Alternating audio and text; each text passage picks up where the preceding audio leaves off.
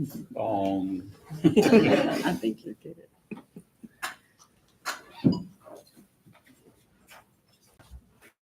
It's hard to get enough light in here to see your sundial. I'll withhold comment on that. You'll lose. Good afternoon. The time is now 1 p.m. Welcome to the Central Texas Board of Trustees regular meeting. It's April 23rd, 2024. We'll start off with the invocation. Mr. Hollinger. Pray with me if you would. Our Heavenly Father, thank you for bringing us together today to follow the path that you have asked us to follow. Please put light on that path for us so that as we encounter the darkness and the boulders and the vicissitudes of life, that we will be able to overcome it to your honor. Forgive us when we have not been able to follow your dictates. Bless us to follow the word and do as you would ask us to do. And the Lord's people said, Amen. Please join me in honoring our nation's flag. I pledge allegiance to the flag of the United States of America and to the republic for which it stands, one nation, under God, indivisible, with liberty and justice for all. Please follow me in honor of the Texas flag. Honor the Texas flag. I pledge allegiance to Texas, one state, under God, one indivisible.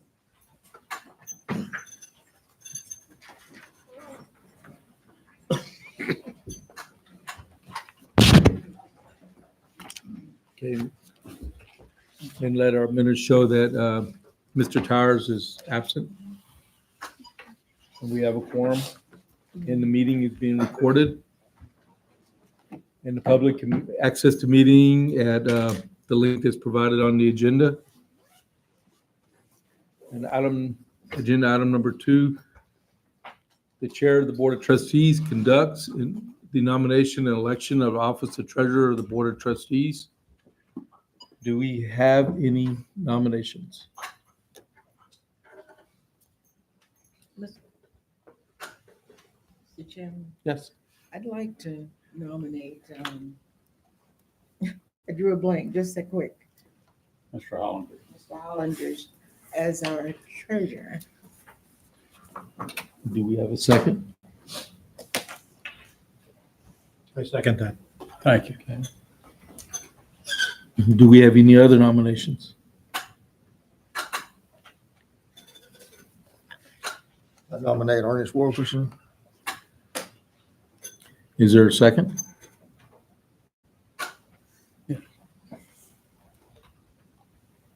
A lack of a second. Second. All right. Any other nominations?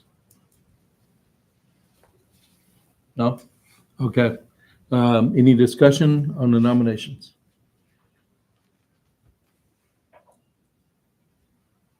No?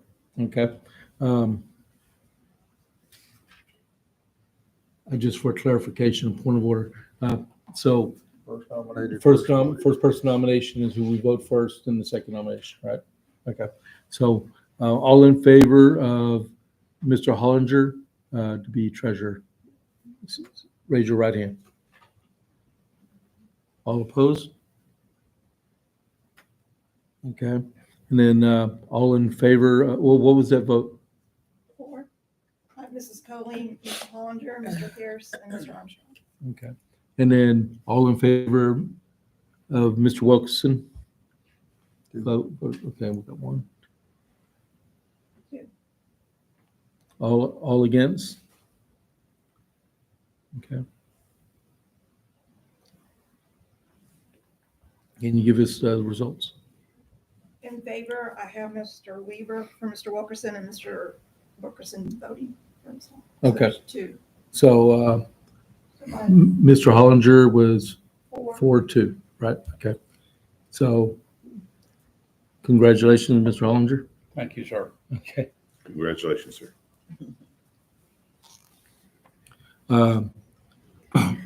Consider agenda item number 3, Consider approval of the minutes of the regular board meeting of the Board of Trustees held on March 26, 2024. Move to approve the minutes as published. Second. Any discussion? All in favor, say aye. Aye. Aye. Any against? Okay. Agenda item number 4. Opportunities for members of the public to suggest additional topics for discussion or to address topics of interest with presentation time limited to 3 minutes. Are there any people wishing to?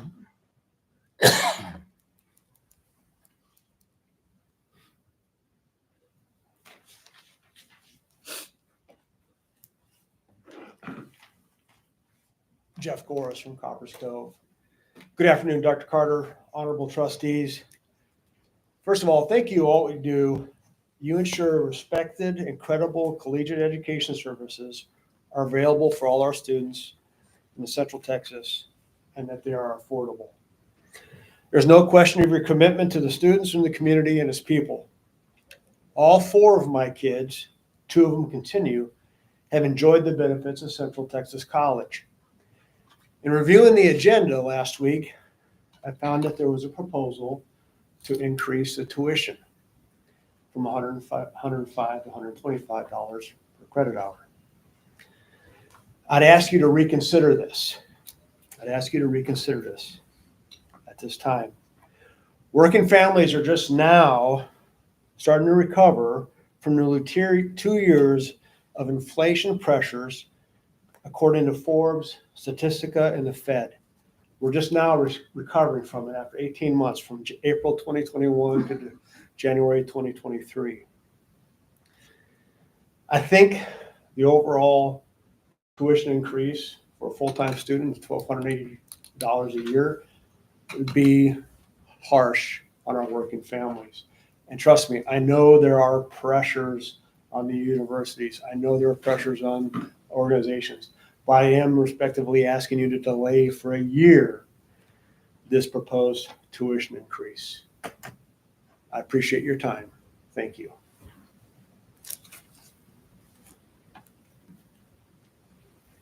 Is there anyone else who would like to address? Seeing none. Agenda item number 5, Chancellor's Report. Good afternoon, everyone. I am going to ask for some assistance with my report today. And speaking on the speech and debate team's success this past year, I call it the year in review, is Professor Neil Heatherly, who will come talk to us about the team. And the team is here. Can we get the team to please stand up?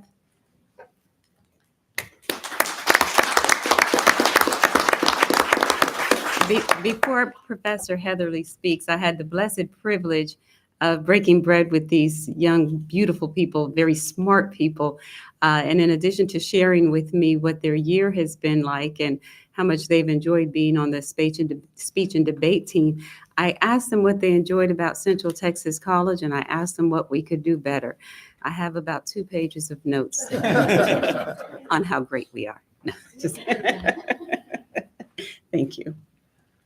All right. Well, thank you very much for having us. And as long as they're in the room, I also want to thank our colleagues over at Net Impact who've been incredibly supportive in helping me get the lay of the land in terms of dealing with extracurriculars. I'm very glad that I got to take that on this year. But I will keep this brief. In terms of year in review, I'm just going to go down who all achieved what exactly. So he couldn't be here with us today, but I do want to congratulate Elias Klein at our very first tournament of the year. San Antonio College's cleverly named Battle at the Alamo. Elias was a debate semifinalist in that tournament. Most of these tournaments actually involve not only community colleges, but four-year schools as well. So semifinals is quite an achievement there for Elias.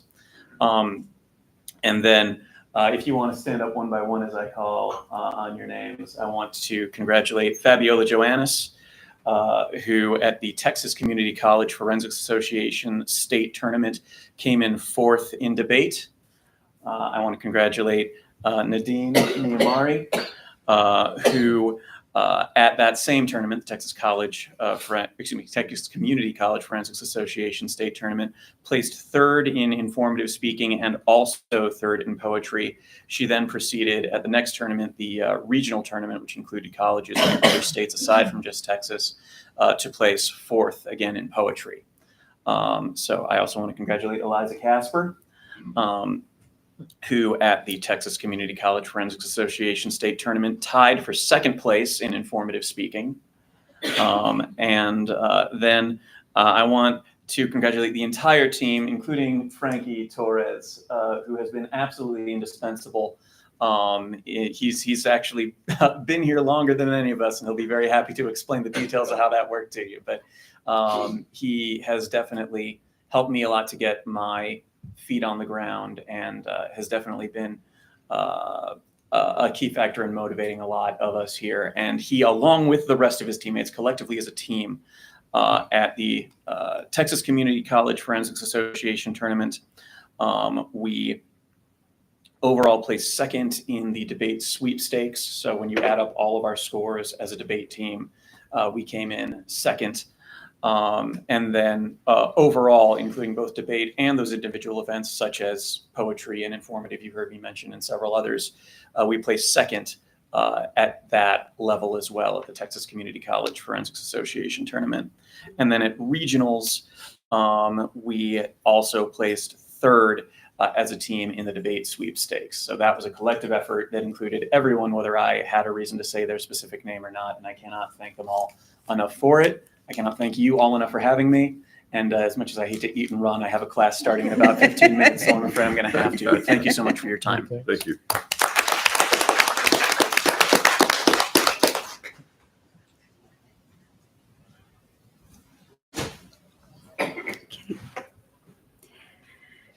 Next, Dr. Chastity Clemens is going to come and share the recent accomplishment of Net Impact and two very accomplished students. Again, thank you so much for having Net Impact here so that we can share our accomplishments. So each year we compete in what's called Up to Us, which is a nationwide competition for not community colleges, for four-year schools and graduate students. What the students have to do is come up with different projects and different events that align with how to teach our community on national debt and also fiscal policies. With that being said, we did a pop-up museum in the fall, as well as two other small events that was able to teach the students and also test their knowledge after they were taught. And we found out in February, that we placed 5th in the nation. And we are the only two-year college in the top 5.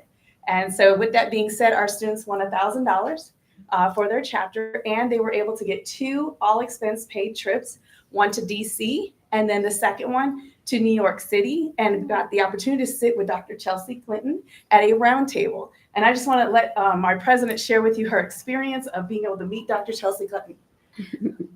Thank you, Dr. Clemens. It was an amazing opportunity sitting at a boardroom just like this one with Dr. Clinton and getting feedback from her on how well we did, reaching out to our community, to our peers here on campus, and educating them on how important it is to vote and to research who you are voting for and to know the policies that are being made by our government and how it is affecting our future. So that was a wonderful opportunity. Thank you. At DC and New York, that was my first time going, and I was surprised to meet Dr. Clinton, and I really didn't. At first, I didn't realize who she was until after we sat at the table. But, yeah, I like the experience that I had. And then our follow-up assignment was we received $500 to put on an event this semester. So we did a carnival and a tax feud. So it started off with Cody doing the tax feud, just like Family Feud. They received a coin to enter the tax carnival. They came into the carnival and played games and were able to win prizes. Now we're competing a second time for the opportunity for them to get an all-expense paid trip to Detroit. So that is what they've done this semester on that one project. Thank you. Thank you. Thank you. Thank you. Thank you. That concludes my report. Look, I just want to make a comment because I tell her privately all the time. Dr. Clemens always, as long as I've been affiliated with this board, she brings it every year. Every year. She causes her students to be, I would think that a student, when they came to CTC, they would look for net impact to be a part of. How can I become a part of that? The articles in the paper, they don't just occur. You have to push them, I'm sure. And you have to share the articles with the writers and all that. But you do so much to get your students engaged. And I continue, and I say to you privately, but I never want to miss an opportunity to say to you publicly in front of your peers, we appreciate you very much.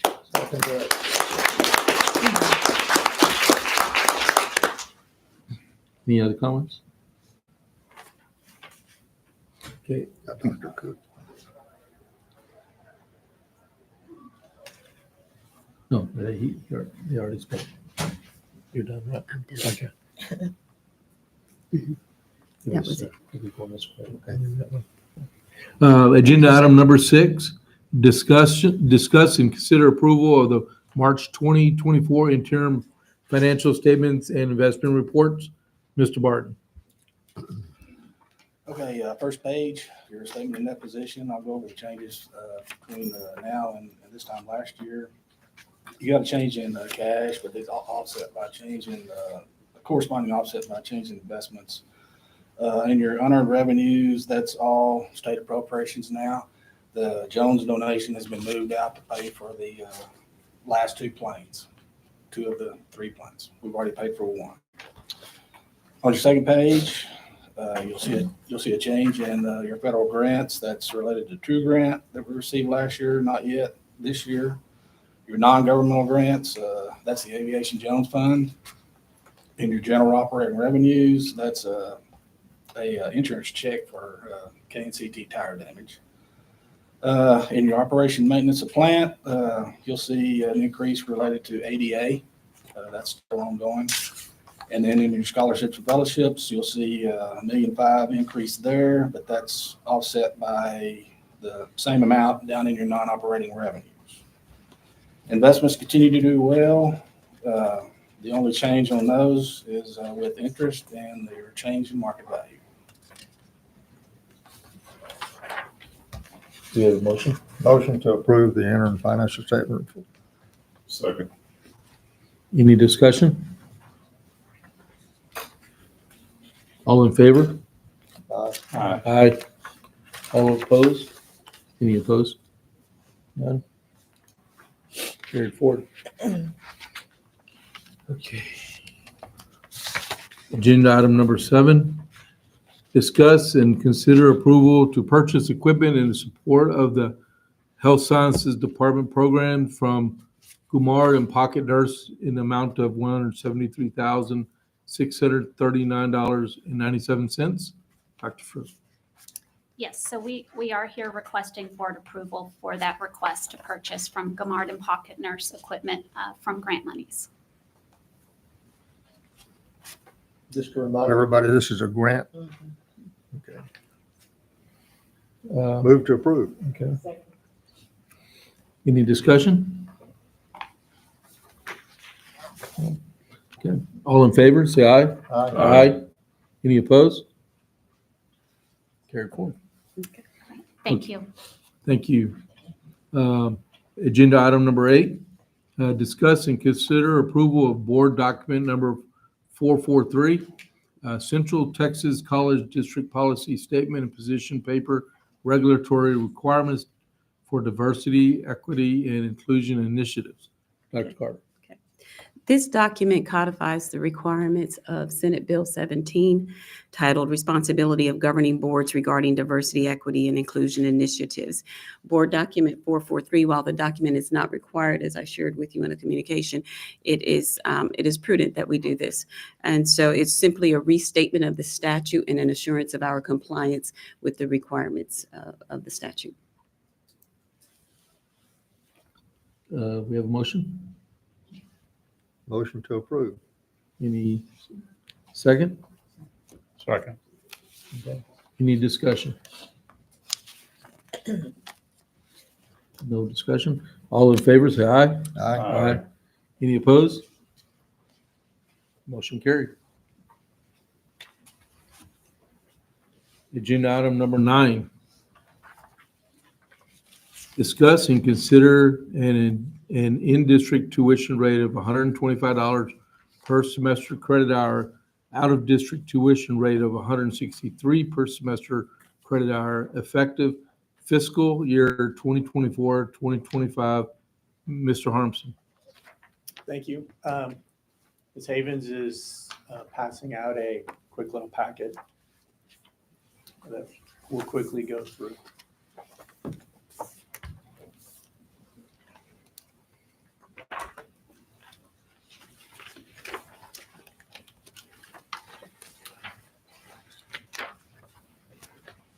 It's not overly long, but I did want to go ahead and at least provide a little bit of historical context around where we are currently. We wanted to go ahead and provide you the handouts. I apologize, some of it may be a little bit smaller. We were having a hard time fitting it on the slides. But if you go ahead and look at slide number 1 here, this is a historical statement of our revenues, expenses, and net position. This is essentially the same thing that you had received in your packet last month, except it is just broken down a little bit differently. The blue that you will see are operating revenues. The yellow are non-operating revenues, and then the red line are the operating expenses. So you can see starting back in 2014, we have had a steady decline in overall revenues, but we've also done a very good job of controlling expenses through that time. And I'm not going to go back over some of the conversations we had in regards to the $4.3 million. I think General Weaver had brought that up during one of the discussions. I will also mention that in 2021, those were additional CARES dollars and HERF dollars that the college had received. They were essentially to help cover us, or that's the way we utilized them, was to help cover lost revenue during the period of COVID. There's some other things also that I will go ahead. Well, let me jump to the next slide here. If we do a quick breakdown of our revenue by major category, I didn't list all of the categories here. These were just some of the major ones. You'll see the top line, the brown one, that is the, I guess over here, tuition and revenue is the brown line. You can see how that since 2010 has been on a steady decline. Right below that, you have the state appropriations, which hasn't decreased as much, but has decreased. You can see auxiliary funds. You have state appropriations, everything essentially, and I'll show you another slide in a minute that shows you the percentage, but everything except for taxes has been on the decline since 2010, with a few adjustments here and there. And this, and I say this isn't, there are specific things that have actually contributed to these throughout the 13 years. So as an example, back in 2014, if you remember, there was sequestration that ended up costing the college around $11 million. The college had actually made an intentional decision to fund our military students with additional tuition assistant grants during that time. But there was a financial impact to the college. In 2016, there was much like what I've been hearing over the next, which we should expect over the next couple of years, there was roughly a 7.3% decrease in overall higher education enrollments nationwide. And if you were to go ahead and overlay what community colleges enrollment has looked like, it would follow a very similar trend. In 2018, there was roughly a 6% drop. You have some of the loss of military contracts as well as increased competition, which impacted the college. And then, of course, in 2020, you had COVID, which certainly impacted not only the college, but certainly the nation as well. But it did impact reductions of roughly $4.6 million or 12%. So there have been things, very unfortunate, that have impacted the college over the years that have impacted overall revenues.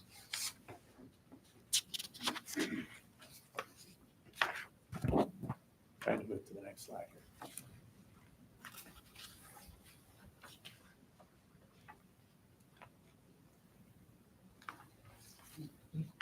Okay. So just to give a little bit of context around the percentage of revenue breakdown, in 2010, you can see that we had about 40% of our revenue came from net tuition and fees. That compared to about 25% in federal funds and then 19% for state appropriations.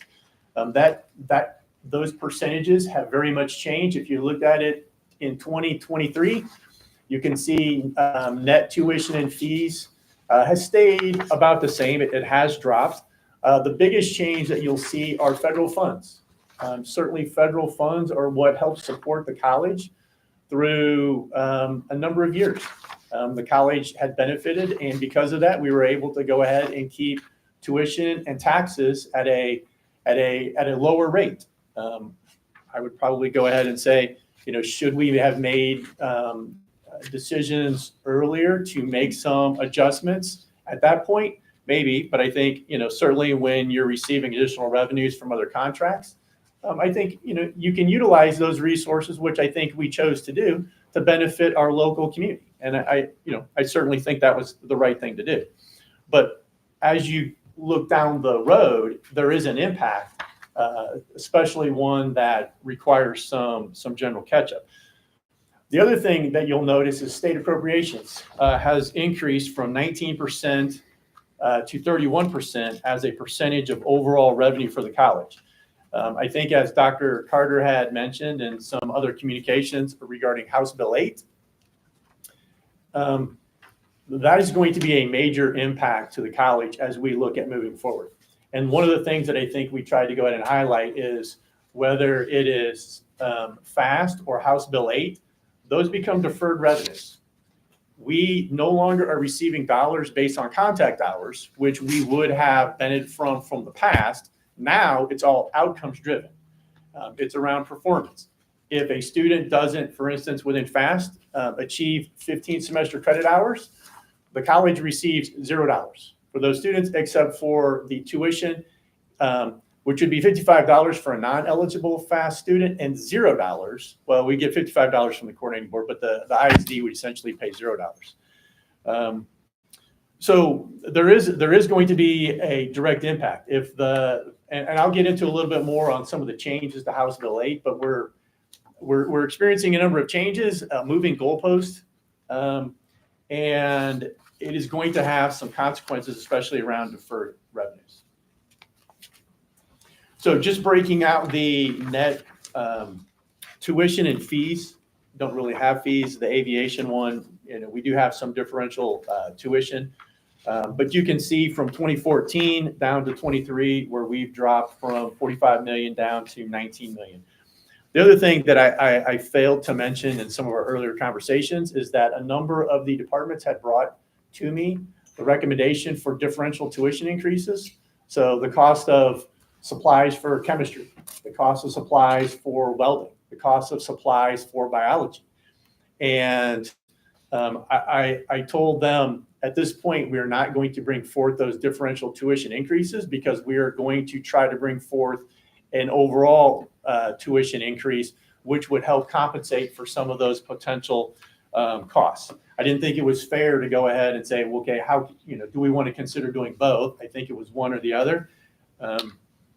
And so, if the tuition increase does not go through, we'll just, there's going to be an effect, at least on some of the expenses, because we're still going to have to bear the cost of those supplies within our classes.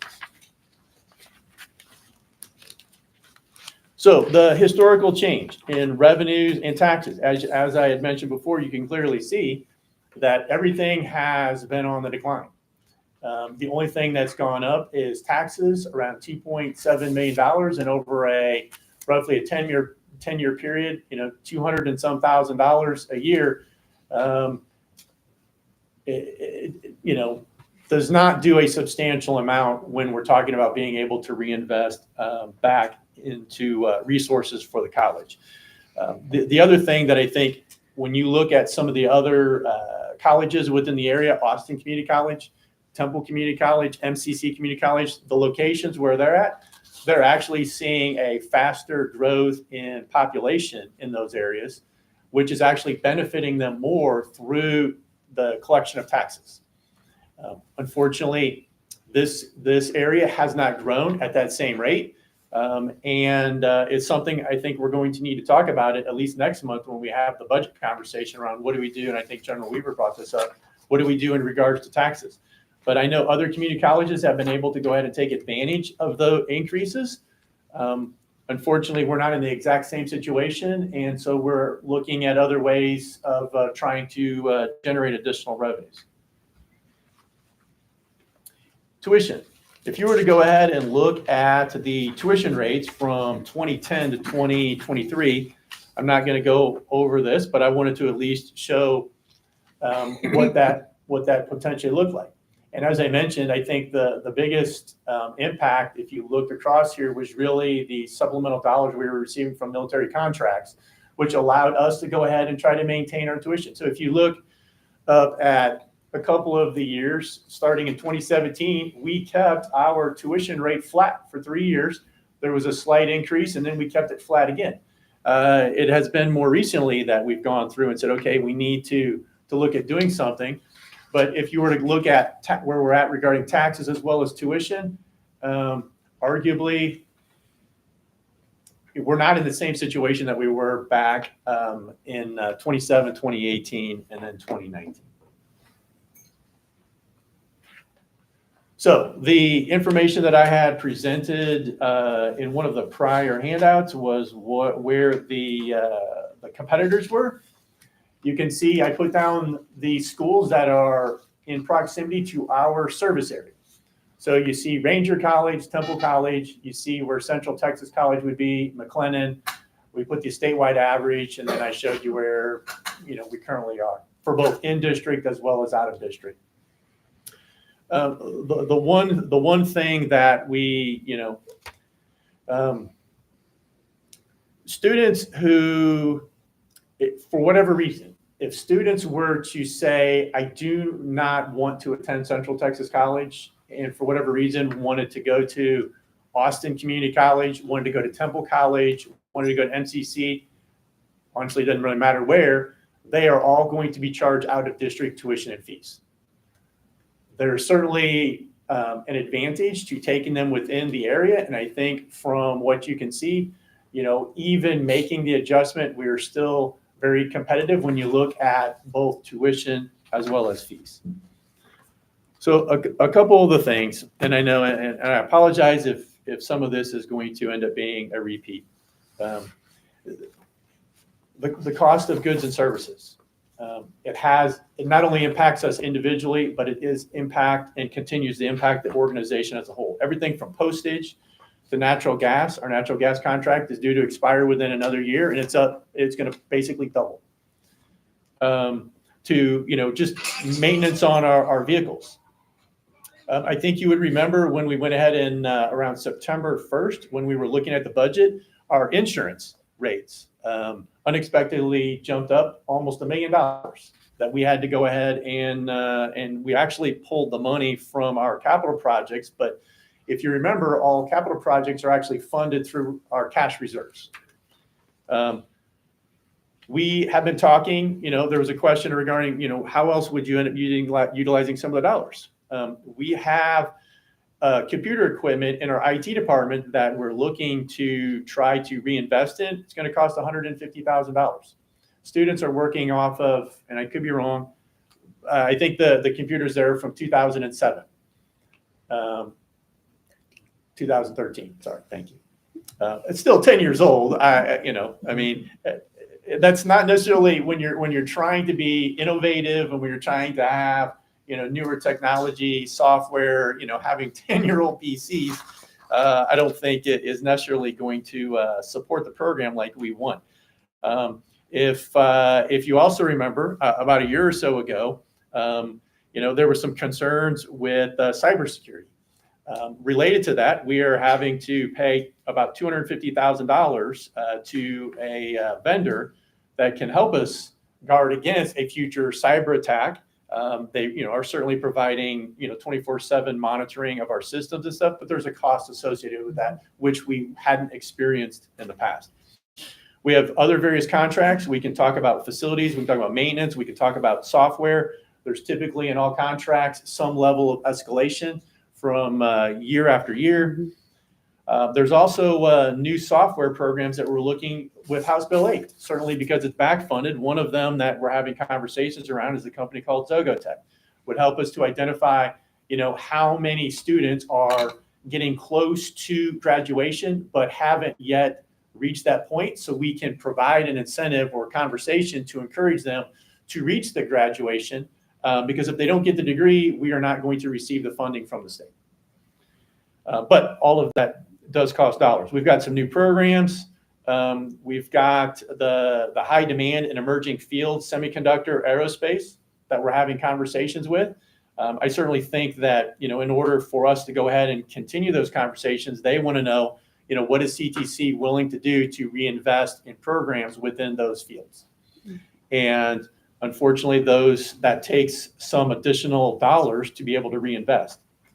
It's the same thing, whether it's IT, healthcare, our career and technical areas. We've got instructional material costs. We've got new equipment. Anytime we stand up a new program, whether it's the respiratory care that was brought for approval, there's typically going to be some period of time before you can build up the program to a point where you're actually generating positive revenue. It'd be like any of us if we were starting up our own business. Initially, I may have to go out and take a loan to reinvest into my business. And at some point that becomes profitable. So that's really what we're talking about, is being able to reinvest. Staff, space.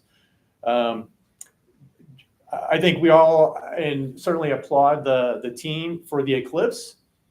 Thankfully, we got past the eclipse, which was, I think we were talking about today at lunch 2 weeks ago. I was just notified the other day, though, that one of our projectors just went down. And so our projection system needs to be replaced at probably a cost of around $500,000. Can't have a planetarium without a projection system, and so certainly that's something. And actually, maybe that's a tease, because that will be coming forward within the next month or two. But Some bad tease. But I wanted to at least, it's a cost. It's a cost to the organization. House Bill 8 and FAST, like I said, is deferred revenue that the college isn't going to see until we achieve those outcomes. Professional development. This was one of the other things. I think several years ago, we had talked about professional development and trying to get a cyber defense. It was a National Centers for Academic Excellence in Cyber Defense. There was a concern in regards to our ability to go ahead and provide professional development to faculty. This came up when we were talking with Dr. Oser, and I think it was a really good example, is that, technology today in IT is changing at such a rapid rate, as you guys know, regarding AI, that our faculty need to stay current. If our faculty cannot stay current in that field, because they're teaching full-time, they're not necessarily out there, within the industry, we need to be able to provide them professional development opportunities. If we're not, within 18 months, we're potentially, teaching antiquated, material, and certainly our accrediting body, I don't think, looks favorably upon that as well. And maybe That's true. and certainly, the students want to know that they're taking relevant programs that are going to go ahead and give them an employable opportunity once they leave school. There was, discussion that we had in regards to the budget. We're going to be talking a little bit about some high level things on the budget next month. But we are looking at going ahead and trying to make expense reductions within, including within the payroll area. That may end up, saving anywhere from $2.5 to $3 million. I would need to, confirm depending upon, what that ends up looking like. I will say, based upon the last budget, which was for 24-25, we used $2.6 million from cash reserves just to balance the budget. So as we start talking about, what can we do to go ahead and continue to go ahead and reduce expenses, we're going to continue to focus on that. That is going to be a priority. However, those cuts essentially start to, at least over the last 2 years, are starting to just offset the money we're pulling from cash reserve to go ahead and fund regular operations. There's, when we start talking about how do we reinvest in some of these other programs, or we get hit with an additional insurance item or a need to go ahead and upgrade computers, equipment, some of the buildings. Bottom line is we need to find ways to be able to generate revenue. Ultimately, I think that becomes enrollments, but you need to make sure that you have programs that students want. You need to have programs that we can reinvest in. If we don't, I would expect that we will continue to utilize our cash reserves to fund those initiatives going forward. And I don't think that's a position we as a college want to be in. I think students ultimately have choices on where they go. I don't think, and I'm speaking from my own personal experience, I don't think that is always the lowest cost institution.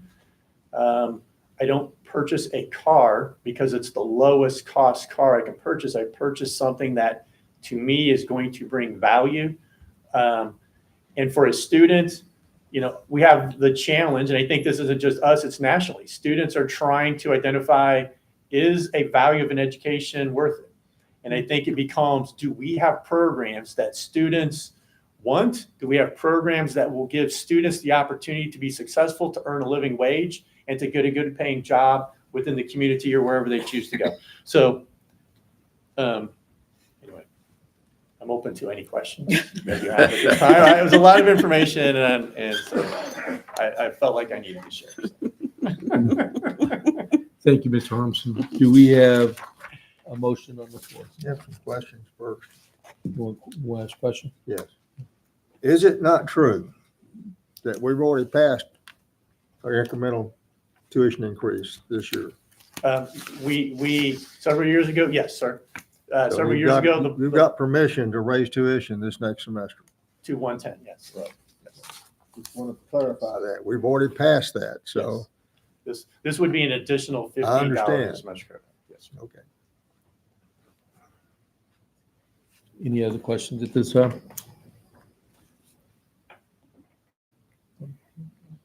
Okay, so first of all, do we have a motion? So move, approve. Second. Okay, now, any discussion now? Since we Has got to have a second. Right, Brenda did the second. I'm sorry, I didn't say that. Any discussion now, since we have a motion and a second? Just comments. I think we all, I kind of, if I know the people that I spend all this time with twice a month, I know that we've all been struggling with doing that. But I think the biggest struggle is to ensure that we can afford to provide that education that Mark mentioned earlier, where they have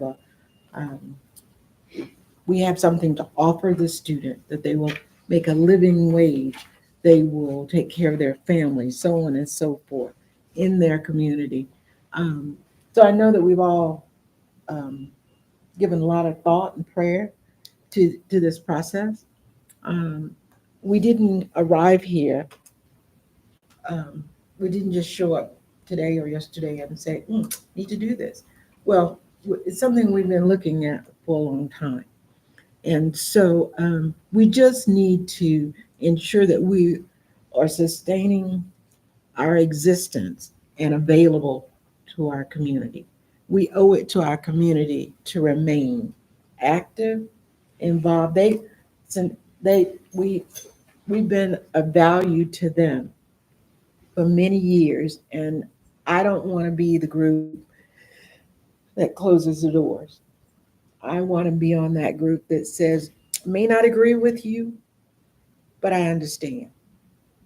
And so I just want our public to know that we did not, maybe I should take responsibility for that. I did not show up today unprepared and uninformed. I recognize that this is the right thing to do for me.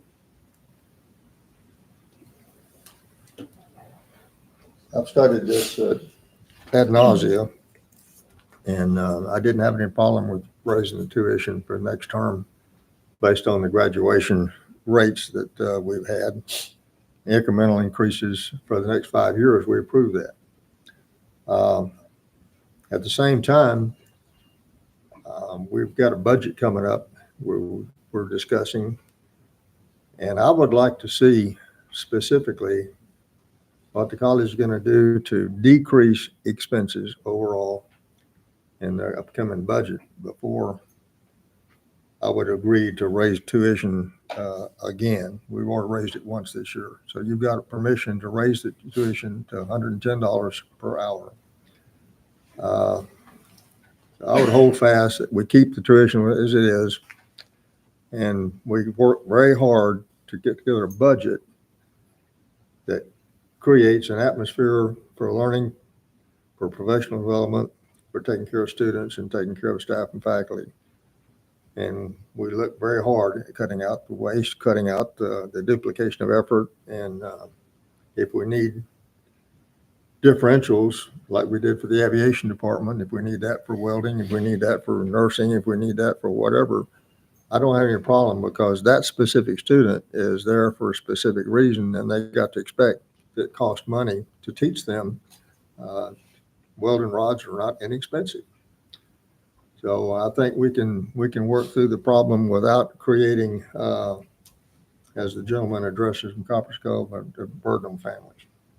So I'm opposed to this particular raise.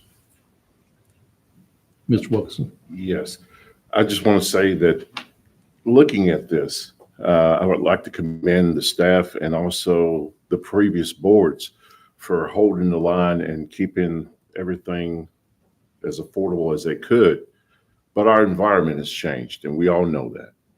We know that things have changed, expenses. We had things blowing up. We had things, insurance numbers going up, which has caused us to have to relook at this. And there's nobody out there that's going to take from their savings to pay for their expenses at home. And we shouldn't do it here. We're going to have to look at this, and nobody up here wants to raise taxes. And there's only 3 ways we can do this. It's either by a tuition increase, which the students share the burden, which, as you saw, that we're still the most affordable in the area. It's the most logical and reasonable thing that I think we can do. And it gives us time to, if we need to make further adjustments, we probably do. Like I said before, the 125 probably isn't enough. But I think with the 125 and with other measures that we can do, we can also make this. We want to make CTC a shining star, not a fizzle out star, because you can only pull from your reserves for so long before you end up having to pay the piper, and we know what that means.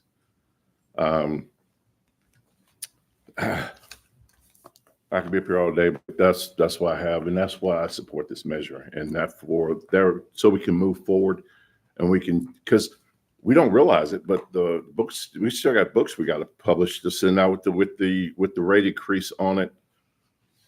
With the longer we wait, the more cost it's going to cost the college. So we're trying to save money, but we're actually going to end up increasing the cost of doing business. Let's move forward and let's do the right thing. And this is the right thing. I'm able to speak as a trustee still, right? Okay. So I would like to say sometimes you do have to pull from savings to pay your bills. That's a fact of life, and most of us know that. Not on a permanent basis, but temporarily. We have. But I think we should muscle through with our budget process and find out what we can do to balance it out without raising the tuition this time more than the 110 level that we previously agreed on. It gives us a chance to figure out what we can do to improve the college and to try to get more students in here that will graduate here instead of move on. As some of us know, we're veterans here, a lot of us are, and we have soldiers that come in here and go to college and they go. They PCS, ETS, retire, okay? And they don't graduate. But that affects us. And we have to overcome that and concentrate on those people that don't leave the area, and let's get them graduated and not transfer out and complete their associate's degrees here. But we can make the changes that we need to make at CTC to make it a better institution.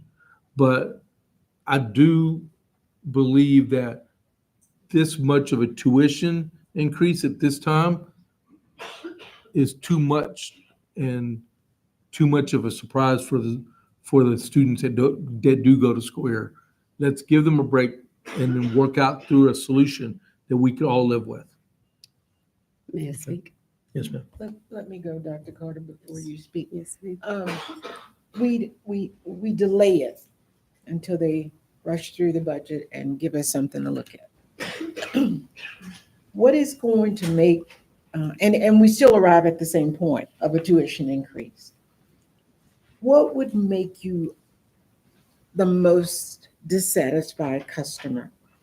Advance notice of an increase, or you spring it on me at the last minute? Because we still have to publish the handbook. So if we delay it today and we arrive at the same point 3 weeks from now, that's going to be an issue for it. And also, I didn't become a board member to manage, and I'd make recommendations about cutting expenses, but how they arrive at that, I never expected to participate in that. That's not my role here. My job is to say, I trust you, go do it, and come back and show us what you've done. I don't see how getting the budget and then going through it line by line and say, you bought too many pens over here, you need to send them back, and that kind of thing. I don't see that as my role. That's what I'm struggling with. I want to trust the people that we have in those different positions to know that that's necessary. And when they come back to us, they show us how they've arrived at that. I don't expect to be in the mix with them looking at it. Does that make sense? That makes sense. It's delaying it. And I just think the same people that will be annoyed that there's been a tuition increase is going to be annoyed even more so in a month when we finally come to the same realization.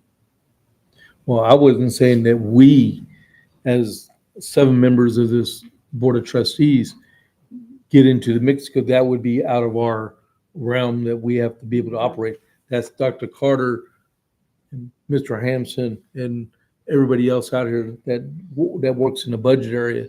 That's their job, but we need to give them a chance to try to find a way out of that hole. But don't they do that every?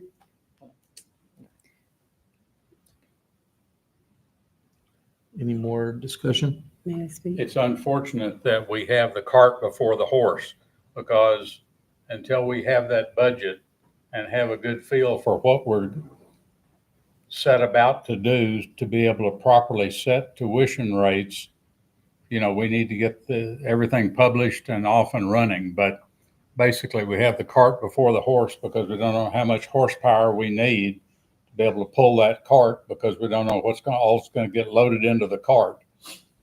And it's unfortunate, but I don't see a way to change that at this point. Dr. Carter? Being the new guy, I'd like to say thank you for all the wealth of education I've received over the past week or so.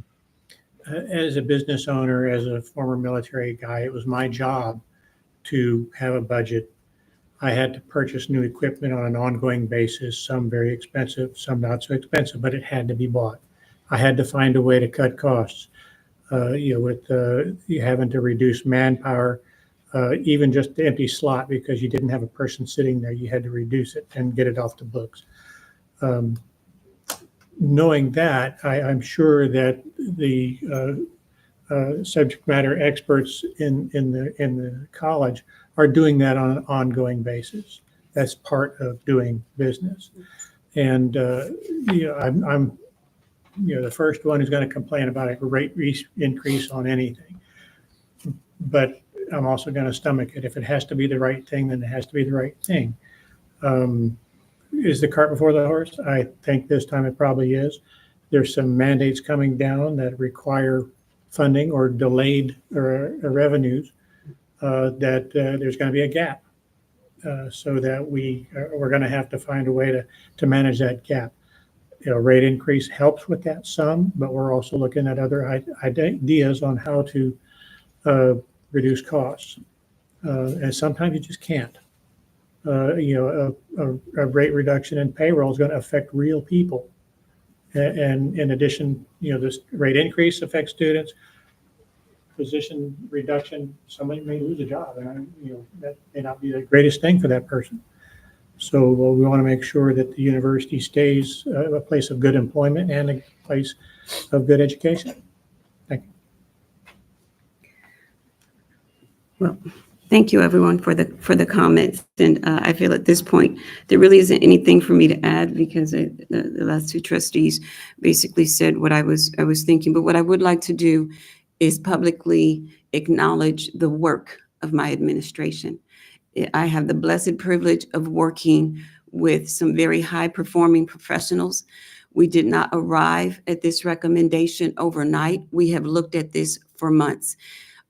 We are not making this recommendation in isolation as it relates to looking at other sources of revenues and expenses. No one is unaffected.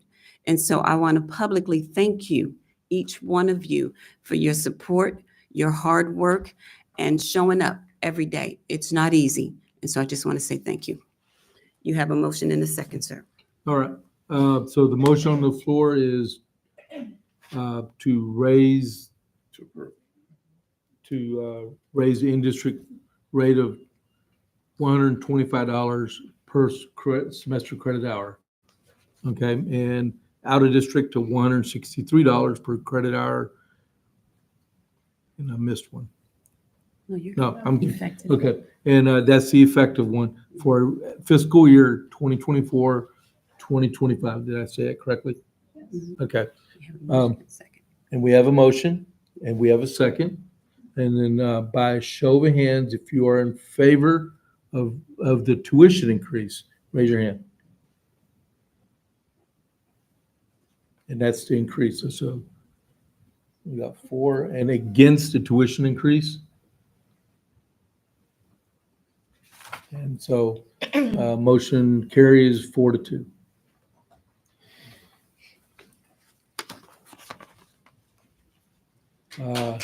Agenda item number 10 is recommend any topics for upcoming agenda items and or announcements by the board members.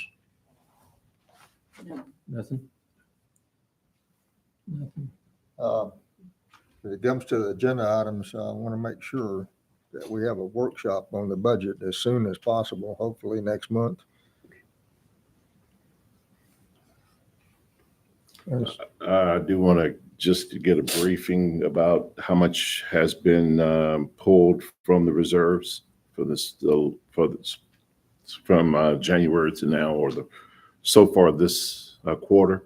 How much have we already pulled out of the reserves just to do operating expenses, and that'll help us also. Now, that was pulled out for the budget for this year. I understand. We don't take dollars.